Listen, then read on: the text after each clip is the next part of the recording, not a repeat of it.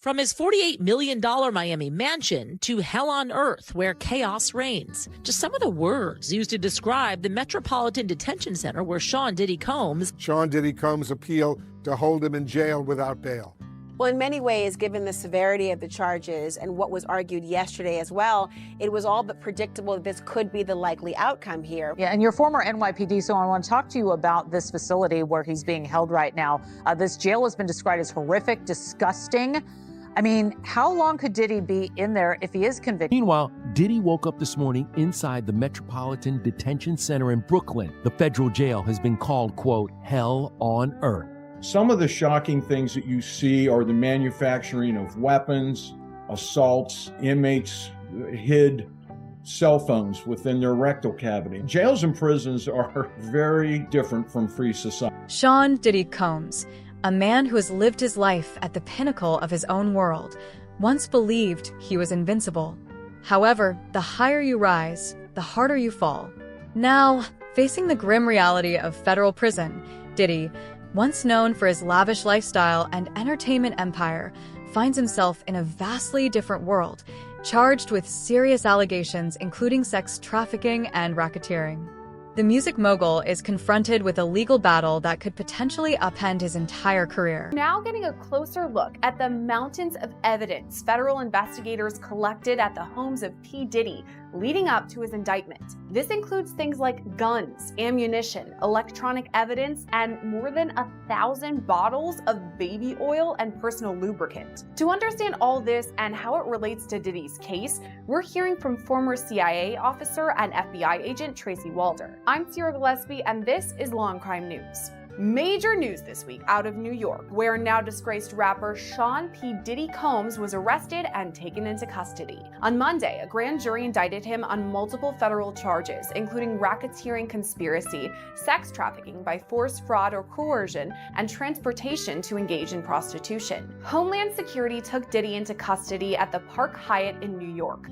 According to his legal team, Diddy's been in the city for the past week ahead of these anticipated charges. So Diddy may have had a heads up that these charges were on the way, but it wasn't a complete surprise to the rest of us either. Federal investigators issued search warrants on 2 of Diddy's homes this spring, and that's when experts told us it's not if, but when Diddy will be arrested. He has pleaded not guilty, and his legal team is working diligently to improve his current situation.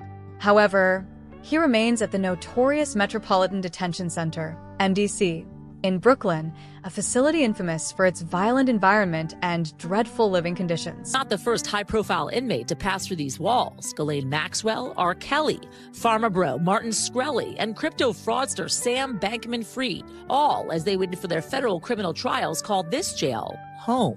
But the conditions of the prison are far from homey, notoriously described as, quote, dreadful, as one judge put it. Some on the bench have even moved away from sending nonviolent defendants there. In April, a group of detainees that prosecutors said were MS-13 gang members in court documents stabbed an inmate 44 times in an attack caught on camera. 2 shivs were recovered from the attack. You see them here. The victim survived. And in the last 3 years alone, 4 inmates have died by suicide. And violence is not the only issue. Accusations of medical neglect, staffing shortages, smuggling of drugs, some allegedly facilitated by employees. At least 6 staff members charged with crimes in the last 5 years, according to the AP. Some accused of accepting bribes and providing Conditions at the Metropolitan Detention Center, MDC, have been described as inhumane, characterized by overcrowding, frequent power outages, and a lack of basic necessities. Inmates often endure long periods without heating, electricity, or access to hot water. In 2019, a severe power outage left the facility without heat during the frigid winter months, forcing inmates to survive in freezing temperatures. Additionally, the prison has been plagued by frequent incidents of violence, with gang-related attacks being common. One particularly shocking incident involved a stabbing by members of the MS-13 gang, captured on video.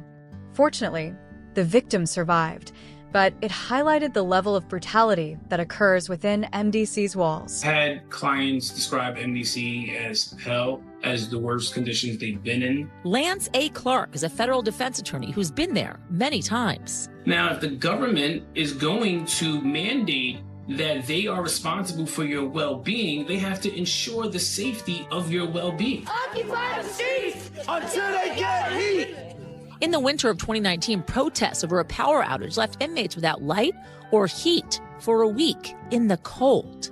I understand how cold it must be in those cells, and not to have any electricity, any lights, and to not be able to communicate with your family is just inhumane. The prison has about 1,200 detainees and is the only federal prison in the nation's largest city. The DOJ shut down New York City's other federal jail, the Metropolitan Correctional Center, back in 2021, 2 years after Jeffrey Epstein died by suicide there. A Bureau of Prisons spokesman telling NBC News they, quote, take seriously addressing the staffing and other challenges at MDC Brooklyn, adding the director appointed an urgent action team and they've increased staff. According to Lance Clark, a federal defense attorney who has handled cases involving MDC inmates, the conditions there are among the worst he has ever seen.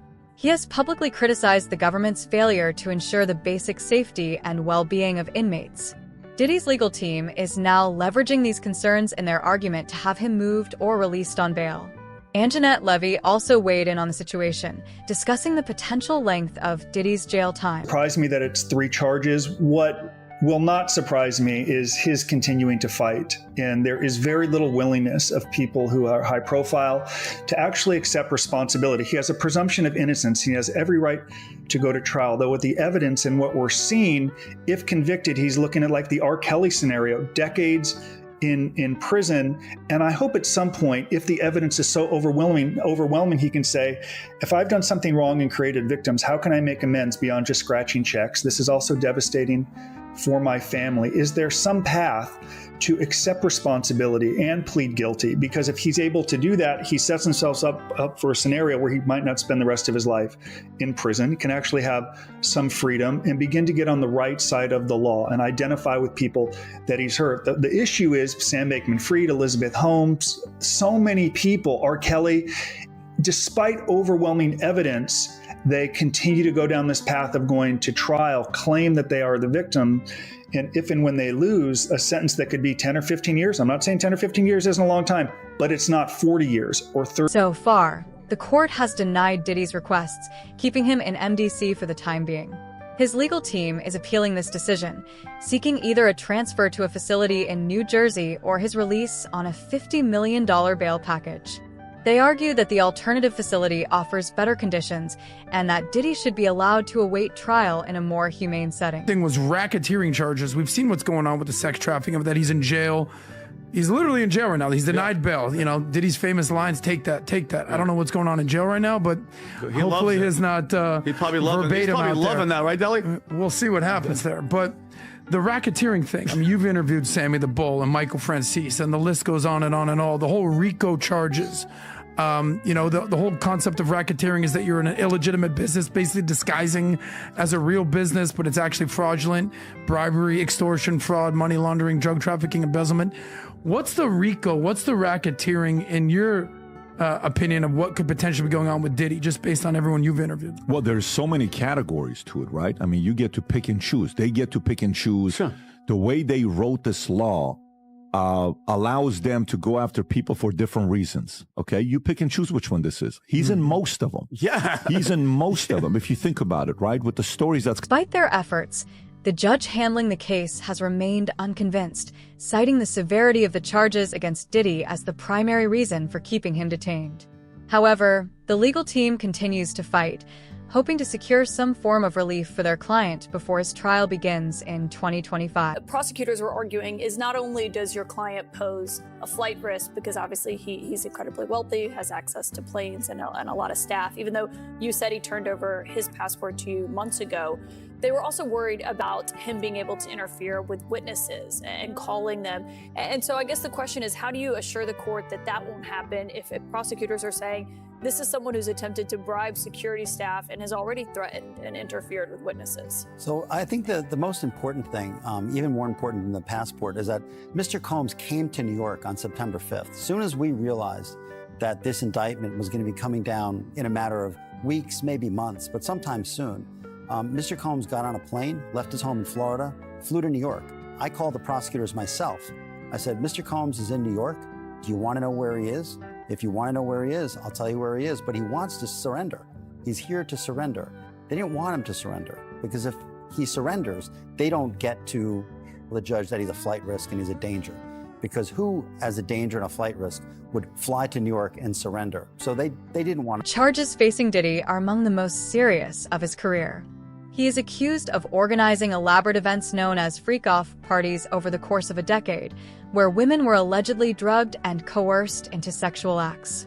According to the 14-page indictment, these events often involved heavy drug use, including cocaine, ketamine, and GHB, a substance commonly referred to as the date rape drug. This is Ms. Rashad's attorney, Lisa Bloom. Lisa, thank you so much for your time today. Obviously, we know that P. Diddy has been arrested in this ongoing investigation carried out by Homeland Security officials, but you filed a lawsuit on behalf of your client, Dawn Rashad, in a separate case. What is Ms. Rashad accusing P. Diddy of? Yes, we find it striking that the criminal case that was filed yesterday is so strikingly similar to the civil case that we filed a week ago. In that case that we filed, we alleged sex trafficking, sexual abuse, false imprisonment, forced labor, many of the same allegations that the U.S. government chose to file yesterday. And, when we filed our case, some people said, wow, this is really shocking, it's extreme, it's hard to believe. And now we have the weight of the U.S. government really behind it, making very similar allegations. The more bizarre details emerging from the investigation is the discovery of over 1,000 bottles of baby oil at Diddy's Miami mansion. Authorities believe these were used during the parties, adding another disturbing layer to the allegations. Diddy is also accused of transporting women across state lines for prostitution, which strengthens the racketeering charges he is facing. If convicted, he could spend decades behind bars. And that the mogul had rooms that were clearly just dedicated, rooms, plural, for sex. And he said, so if you were in these sex parties, you were being recorded from every possible angle, including angles that you wouldn't even know about because they were hidden. And he said days long, they called them freak-offs, where he drugged up victims and they were allegedly forced to sleep with male prostitutes. I sent you this video. I'm pretty sure you guys have all seen these videos that are just surfacing from Diddy. This is Diddy of him at a party and what he does to his guests at his parties. Check this one out. Look what he does. Look at him, Adam. It's just during the sun. The sun is out. Ladies and gentlemen, for all those in London that don't know what happens to the white man when he comes to a P. Diddy party, this is what happens to the white man. Look. That guy is just... It's so unfortunate. You gotta pull back, though, so they can see. Like, you're proud of that? That's crazy. Matt, move out the way. You're still alive. Look at that. Look. Would you... There's a drink on his head. And that's James from Simeon Mobile Disco. He's putting people on blast. DJs aren't supposed to pass out, but when they come to one of my parties, this is what happens to them. Much of the case against Diddy seems to be built on claims made by his former girlfriend, singer Cassie. In 2023, she filed a lawsuit against Diddy, accusing him of physical abuse and manipulation. Her bravery in coming forward may have opened the door for prosecutors to launch a broader investigation into Diddy's activities, and many view her as a key figure in bringing these disturbing allegations to light. Appeal. NBC reporters inside the courtroom report that Assistant U.S. Attorney Emily Johnson read out loud the text that Diddy reportedly sent to Cassie Ventura after an altercation in a hotel in 2016. She references security video of the event that went public, showing Diddy hitting his then-girlfriend in a hotel hallway. The text from Diddy at the time read, quote, "Call me, the cops are here. I got 6 kids. Yo, please call, I'm surrounded." Diddy's lawsuit laid the groundwork for prosecutors to pursue charges under the RICO statute, a federal law typically used to dismantle criminal organizations. The use of this statute suggests that authorities believe Diddy's alleged crimes were part of a larger organized effort.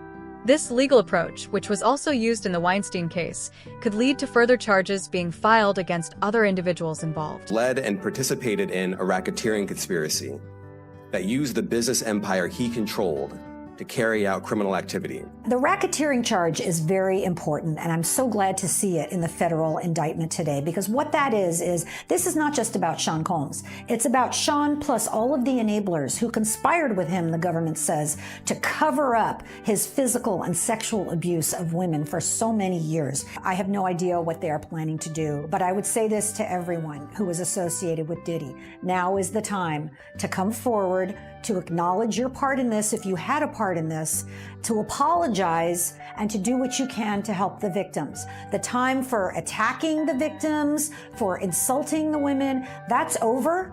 Justice is coming for Sean Combs and for everybody who was complicit with him in his enterprise. The entertainment industry is on edge as the investigation continues, with insiders speculating that other celebrities or figures close to Diddy could be implicated in the scandal. The U.S. Attorney's Office has made it clear that their investigation is ongoing, and more revelations may come to light in the coming months. For now, however, Diddy remains the primary focus of the case.